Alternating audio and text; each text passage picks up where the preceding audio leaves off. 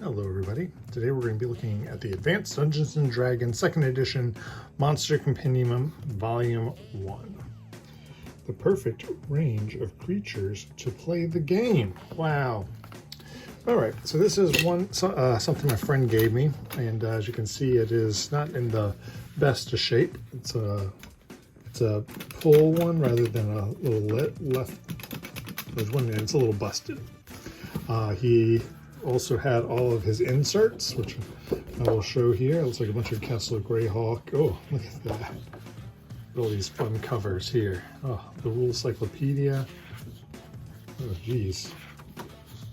Such a great art and good pieces here. Oh, wow. Come on. Some of them don't want to move. Wizards. This beholder, Xanathar, is just really put out with everything.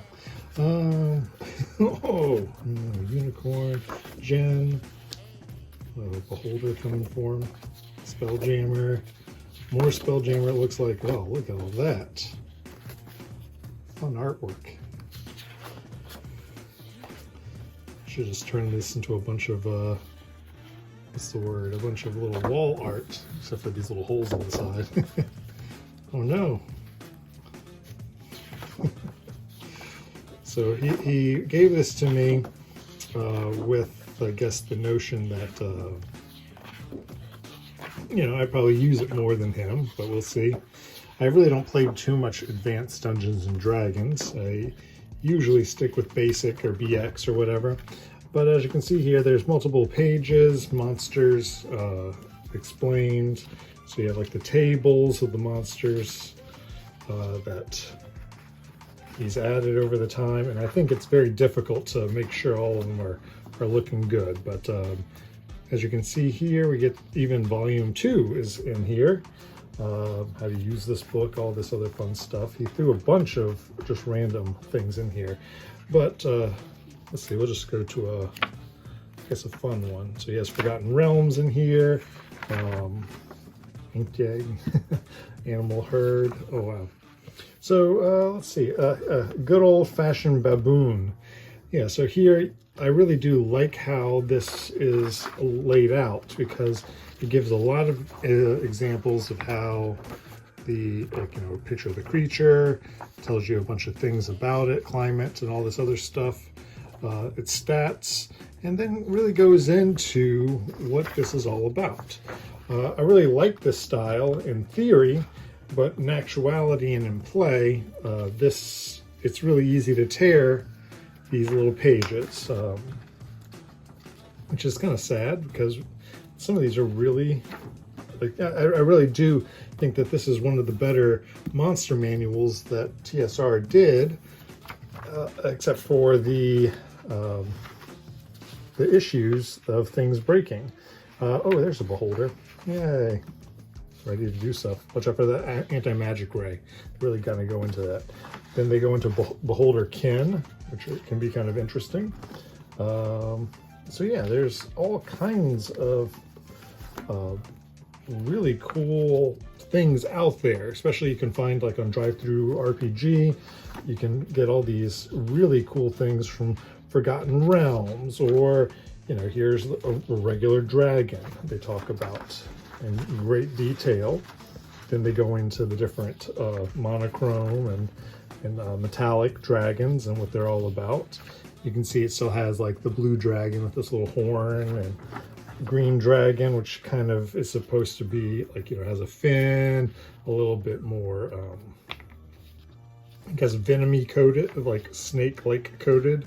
Then you have like the dragon, the gold dragon, which is very like what I would consider Eastern dragon coated.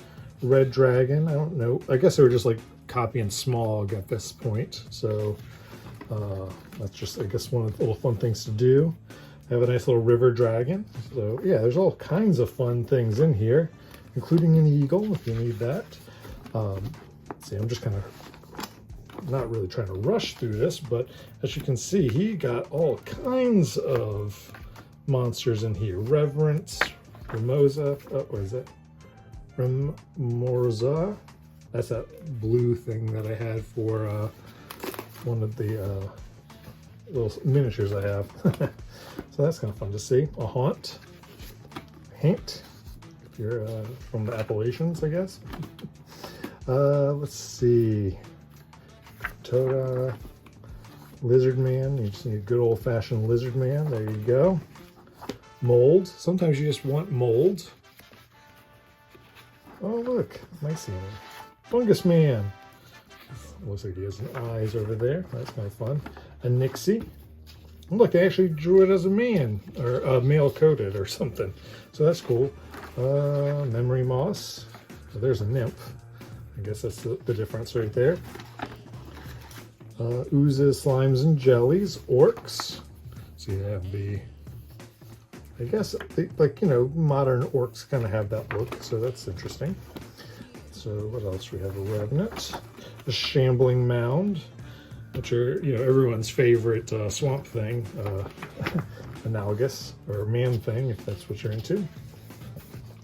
But overall, this is just really a great book to look through, and I guess I use it mostly just to confirm things that I've seen. So like, again, like Spell Jam or something like that, I can go look at this compared to the new 5e stuff and see what has changed, if it's become more formidable or less formidable. So that's kind of interesting, like an interesting use for some of these old books. Then you got to kind of have more, what is this? This is the volume 2, I think. Oh no, Greyhawk. This is all the Greyhawk stuff. So yeah, this is always very fun. There's a real brownie, you know, so in case you ever wondered what those were like. They have that. Crystal dragons, amethyst dragons. So that's fun to see all these little Greyhawk guys in here. Which one is this? Oh, more Greyhawk. Geez. It's one of the artists from Vampire, I believe. So yeah, they had a bunch of really cool things that you could just add together. I think with like modern 3-ring binders, you probably do much better doing all this and kind of making it yourself. With today's printing and things like that, I think this is like a great use of, I guess, your money to buy some PDFs and print out the pages you like, or try to align them into alphabetical order or something like that. That'd be really cool if they actually released like a super one that had everything in alphabetical order. That'd be great. But or, you know, where you could change it to Greyhawk, or you know, what is that, Dragonlance, Ravenloft, all those fun things. So yeah, this is kind of a fun little thing to look at. If you ever find one of these things in the wild at a very good price, I would suggest it. But know that there's a very good chance that a lot of these pages are going to be busted. The binders are going to be busted. But it is still cool to see this thing in person. You know, this is just a really fun piece of history that doesn't really make as much sense today, but I think it is fun to see.